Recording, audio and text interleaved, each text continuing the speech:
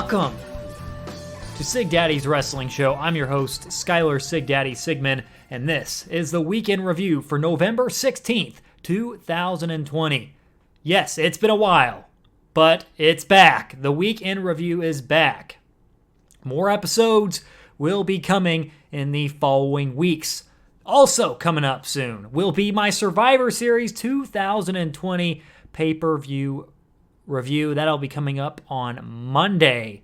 Next Monday. So Monday, November 23rd is when I'll have that up for you guys.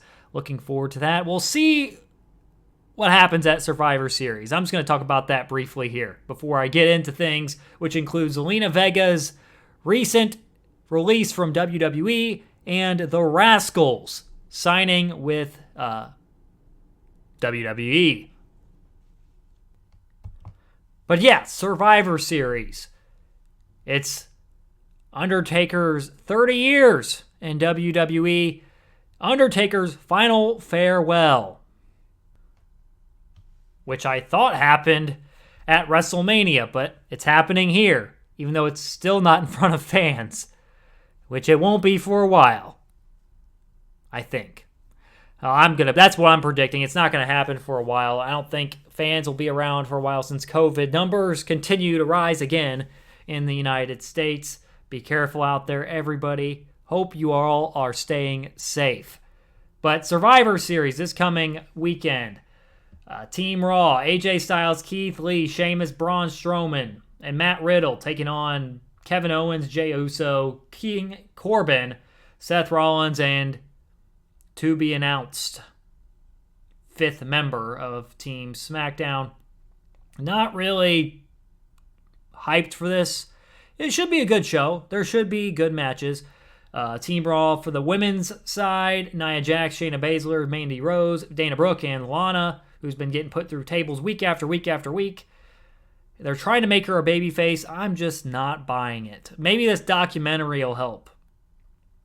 This chronicle that they were promoting, that WWE was promoting today about Lana. Maybe that helps her get over a little bit as a babyface. We'll see. I haven't been buying it, but who knows.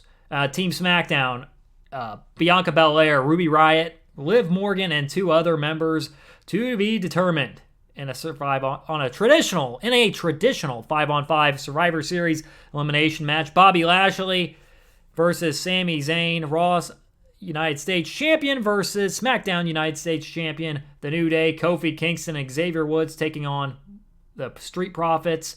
So yeah, New Day, Raw Tag Champs, Street Profits, SmackDown Tag Champs, Asuka, the Raw Women's Champion, taking on Sasha Banks, Randy Orton. At this point, currently, this is before Raw, so I'm recording this before Raw, so we could see a new WWE Champion by the end of Raw, but I doubt it. I'll say it's going to be Randy Orton versus Roman Reigns at Survivor Series. Also, the New Day's defending their titles tonight on Raw against Cedric Alexander and Shelton Benjamin. That, I think, is more likely to happen. I think the titles may have a better chance of going to the Hurt Business than the WWE title going to Drew McIntyre. So we'll see how that plays out on Raw. By the time you listen to this, it'll probably be all over, but we'll see what happens on Raw. But this card, I'm looking forward to it. There's going to be some really good matches, I think. Really, the first one that kind of makes my eyes open up wide is Asuka versus Sasha Banks. They've had some really good matches over the past few months. So that should be good. New Day versus Street Profits, if it holds, should be a good tag team match. No titles on the line, which is okay, but this Survivor Series is lacking something because I'm not intrigued. Like last year for when NXT was involved in it, I was like, oh, this is going to be good. And it turned out to be a pretty good show. We had Adam Cole versus Pete Dunne, which was a show stealer. We had the Survivor Series tag match with NXT involved, and Keith Lee turned into a star that night. His recent booking hasn't helped him, though, in that case, but we'll see. But yeah, there's just something missing. There's not a lot of hype around this show. I felt like there was a lot more hype around last year's. There's really no stakes in this. There isn't really. What, brand supremacy? Yay, we've seen this 3,000 times.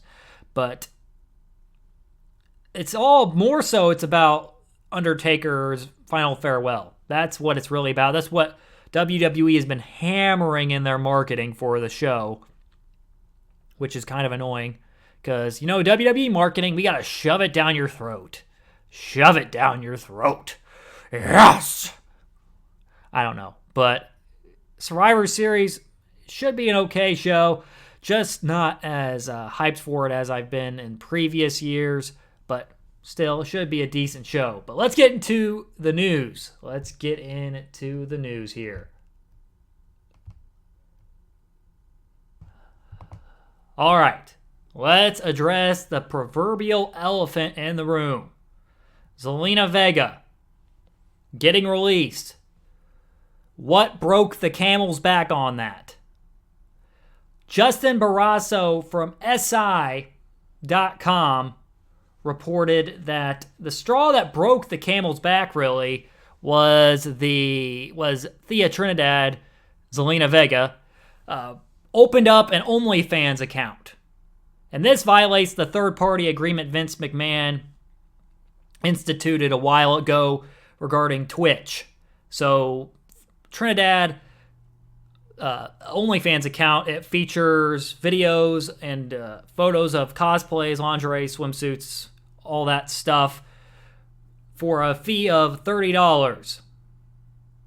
And Vince considered this a breach of contract, and he responded very quickly by terminating her contract. And sources close to the WWE informed Sports Illustrated that following discussions regarding Twitch, upper management had no choice but to release her. And it was WWE kind of sending a message saying this policy is going to be strictly enforced. And Trinidad, she's a popular streamer on Twitch, and she makes a pretty good amount of money from that. And her and Paige didn't really like this. They didn't like this third-party ban they were getting.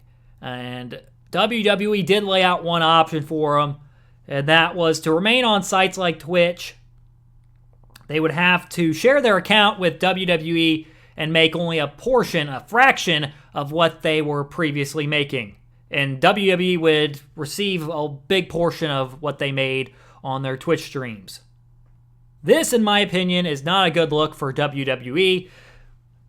Thea Trinidad, Zelina Vega, said she supported unionization shortly before WWE put out the press release about her, release. And this is just not a good look for them at this point. They haven't handled the COVID crisis very well, first and foremost, and then they're not handling this very well. And this is leading to a lot of discussions about unionization. And WWE sent a message to their stars: if you're not going to be compliant with this policy, this third-party ban, then we're going to fire you, even if you are one of our biggest stars. And honestly, she is one of their best talents. Really. Best talents, honestly. She's a great manager. She is a fantastic talker. She's going to be missed by WWE. She was one of the people that was carrying Raw for months on end after Becky left, and her, Garza, and Andrade were the ones carrying Raw for the most part. They were appearing in most every segment because they had such a limited roster at that point. But Vega is an asset to any company she works for. She will be an asset for any company she works for, or if she can make more money on Twitch, which apparently she was making more money on Twitch than she was in WWE. So, you know what? You got to make that money somehow, and if you can make more money on Twitch, more power to you. More power to you. And good for her. Good for her. She wanted to send a message, and I think she did. But WWE also sent a message right back saying, if you don't comply with our policies, we're going to fire you. But I'm for Vega doing what she did there. She sacrificed something to maybe make something happen. We don't know if it's going to do anything for other superstars or this third-party agreement ban, but we'll see how it plays out. Vince is very sternly against it. I know, I get it. I think I get it. Because he wants to protect the WWE brand. That's what he wants to do. Because if somebody makes a bad comment, blah, blah, blah, blah, blah, says something stupid, it's going to go look bad on them. But how often does that happen? Very, very, very rarely. And along with that, this is what it's about, money. They want to make money. They don't want their superstars making more money than them. They don't want superstars making money on their own. If they're not using their WWE names, that's fine. If they are using their WWE names, I get it. But if they aren't using their WWE names, you know what? They can make their money any way they want. Because I don't understand. There is so much gray area with independent contractors, this status that WWE superstars have, that I don't know. It's just incredibly confusing. And I don't get this third-party ban thing. I get part of the reason why they're doing it, but at the same time, it's like, really? You're preventing these guys from making more money to provide for their families? Whatever. But, yep, Zelina Vega released from WWE. And honestly, congrats to whoever eventually picks her up. Because you know what? You're going to get a huge asset to your company. A huge asset. And I honestly, this is just my personal take. If she's going to go anywhere, she's going to go to AEW. Because they support their superstars, their talent, and they allow them to have their Twitch streams and make money off of it. And WWE obviously doesn't do that. Not that I'm saying this. I'm not saying that AEW should go pick up every single WWE superstar. No, I'm not saying that at all. But really, with AEW's policy on Twitch, why not? Why not? And really, she'd be a huge asset for them.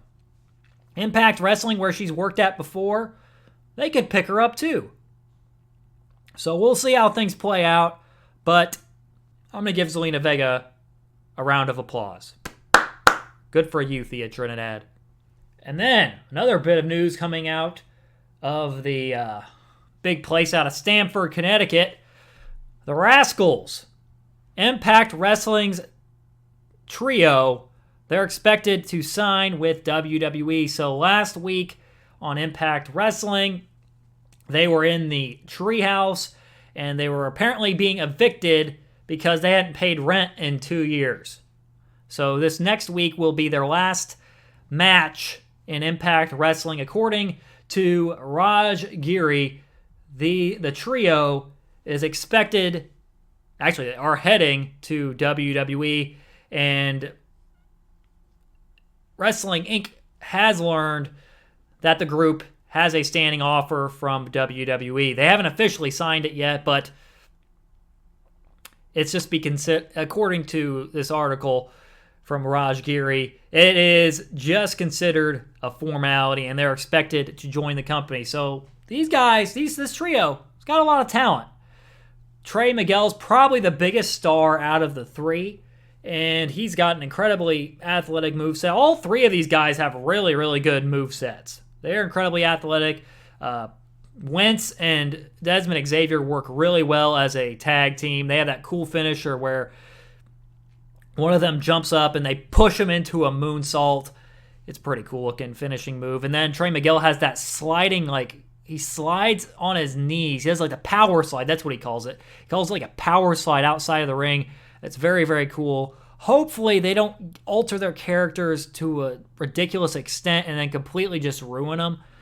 Because I have a feeling they might be doing that. They might do that. They might relegate these guys to 205 Live and just completely split them up, which I could very honestly see. But you know what? WWE seriously needs some tag teams. I think these three are heading to NXT. I feel like they would be. I feel like they would send them to NXT before they'd bring them up to the main roster. But honestly, they need tag teams on the main roster because there is about zero. About zero.